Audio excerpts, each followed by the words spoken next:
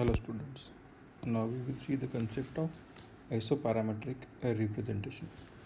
Consider a triangular CST element as shown in figure where we have node 1, 2 and 3.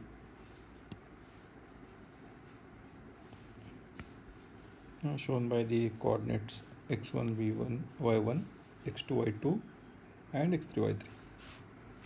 At the same time we have this u1, u2 and u3 as a displacement in x direction at node 1, 2, 3 respectively.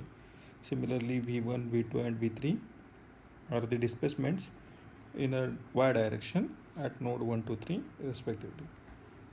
Displacement u and v at any point xy can be represented with the help of shape function. So we can say that u is equal to n1 u1 n2 u2 n3 u3. Similarly v is equal to n1 v1 n2 v2 n3 v3. We will mark this as equation number 1.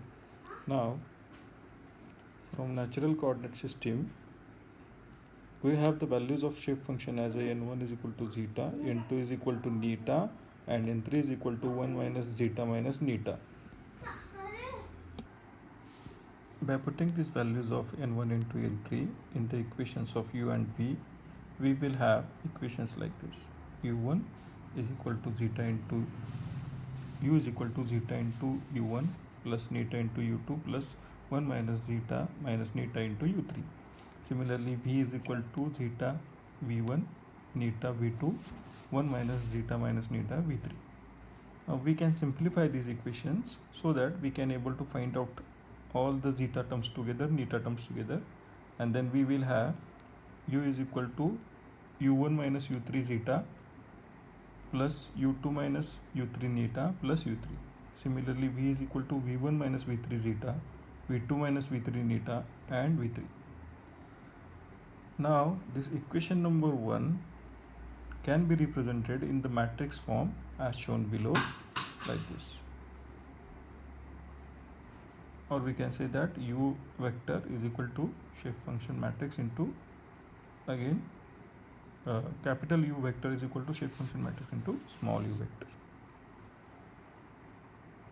Now for a triangular element the coordinates x and y can be also used to represent the nodal used in terms of nodal coordinates to form the same shape function. So this is nothing but isoparametric representation.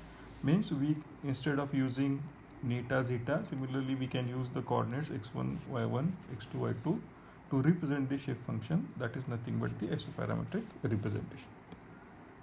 So in that case we can say that x is equal to n1 x1 n2 x2 n3 x3 and similarly y is equal to n1 y1 n2 y2 n3 y3. Now we can say that from the previous equations x is equal to x1 minus x3 x2 minus x3 here zeta neta and x3. Similarly y is equal to y1 minus y3 y2 minus y3 here zeta neta and plus y3. Now this is formed same like a previous equation of u and v.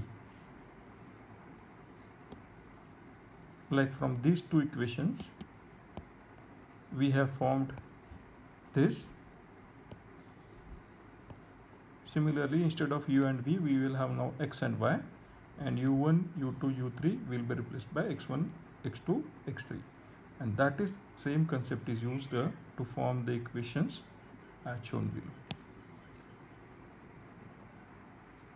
So we can have these equations using notations xij is equal to xi minus xj, means first term and second term is there. In that case first term minus second term.